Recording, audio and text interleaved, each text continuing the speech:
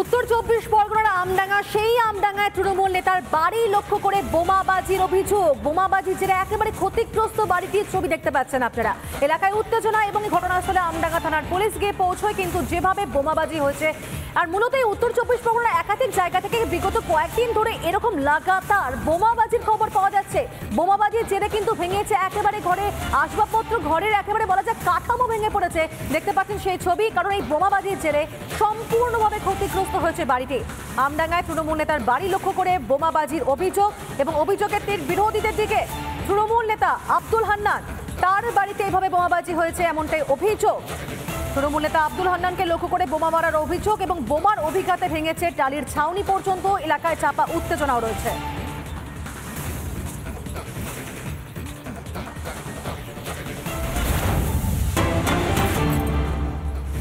আর এরই পাশাপাশি আরো একটি জায়গা, তা হচ্ছে বসিরহাট। বিগত কয়েকদিন ধরে কিন্তু এখানে যেভাবে একাধিক জায়গা উত্তপ্ত হচ্ছে সেই খবর লাগাতার পাওয়া যাচ্ছে। গতকাল একেবারে ভোর সন্ধ্যায় সেখানে শুট আউট হয়েছে, এবং সেই সিসিটিভি যে ফুটেজ, সেই ফুটেজ আপনাদের সামনে আরো একবার। তৃণমূল কর্মীকে লক্ষ্য করে গুলি এবং জখম হয়েছেন তৃণমূল কর্মী যার নাম আলতাফ। স্থানীয় বাসিন্দারা তারা কি বলছেন শোনাই।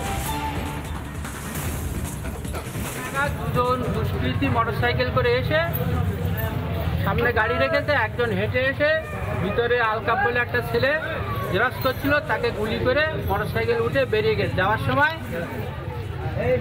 হাতে বোমের প্যাকেট ছিল, প্যাকেটটা ফেলে দিয়ে বেরিয়ে গেছে।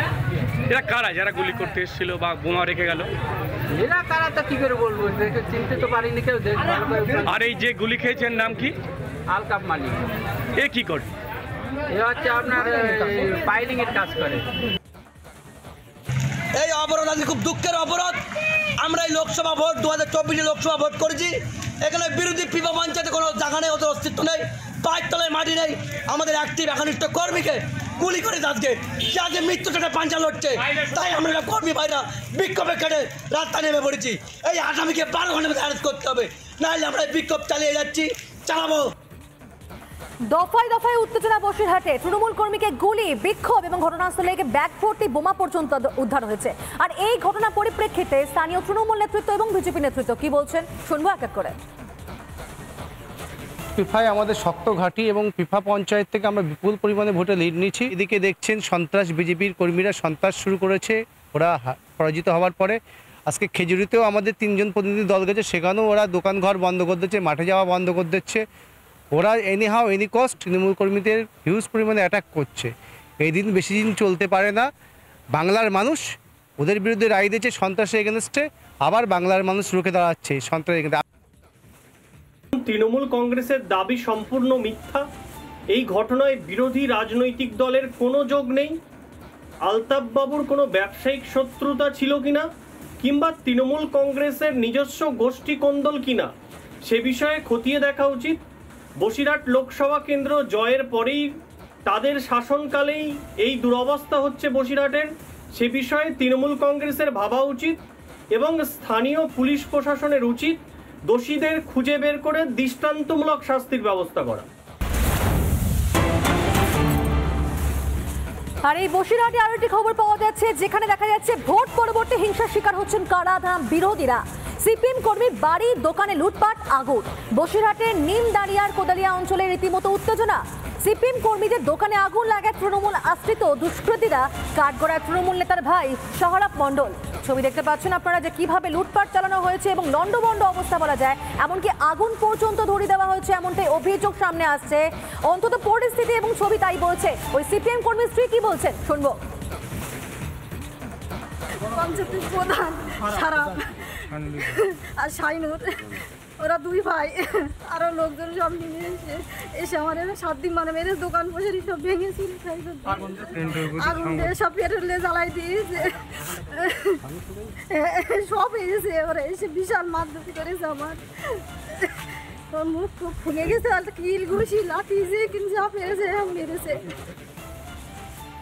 এই ভোট পরবর্তী হিংসার জেরে যেখানে সিপিএম কর্মীর বাড়ি এবং দোকানে লুটপাটের পর আগুন লাগানোর মতন মারাত্মক অভিযোগ সামনে আসছে, এবং সেই অভিযোগ তারা করছেন তৃণমূলের বিরুদ্ধে, তখন শাসক দলের তরফ থেকে কি বলা হচ্ছে শোনাবো আপনাদেরকে।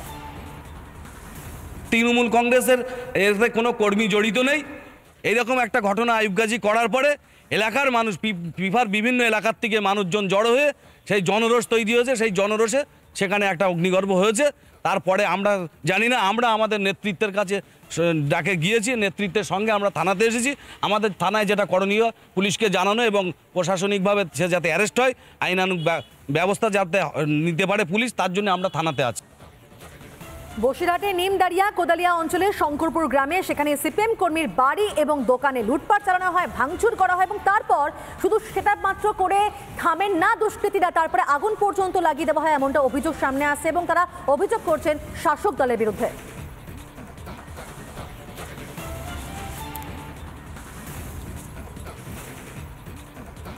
Sister Nivedita University, Kolkata. For higher education and research, reinvent yourself. Maheshwari ভবনে ঘর ছাড়াদের সঙ্গে সাক্ষাৎ রাজ্যপাল সিভি আনন্দ বোসের। ভোট পরবর্তী হিংসায় ঘর ছাড়া হয়ে মাহেশ্বরী ভবনে আশ্রয় নিয়েছেন বহু বিজেপি কর্মী সমর্থকরা, আর তাঁদের সঙ্গে দেখা করতে সেখানে যান রাজ্যপাল।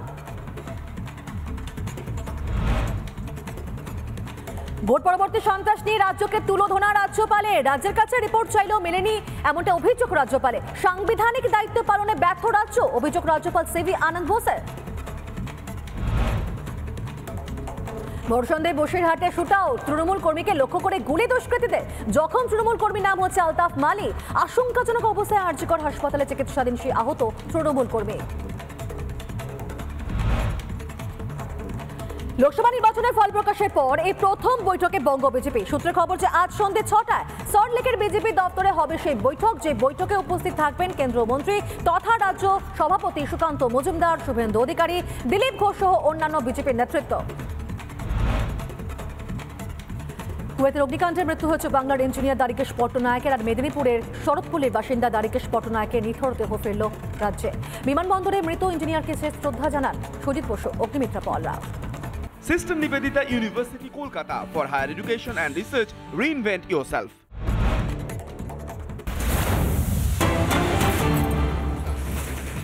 পুলিশের হাতে গ্রেফতার জামতলা গ্যাংয়ের এক সদস্য। এই মুহূর্তে যে ব্রেকিং নিউজ দেখাচ্ছি আপনাদেরকে, খয়রাশোল থেকে সন্দেহভাজনকে গ্রেফতার করেছে পুলিশ।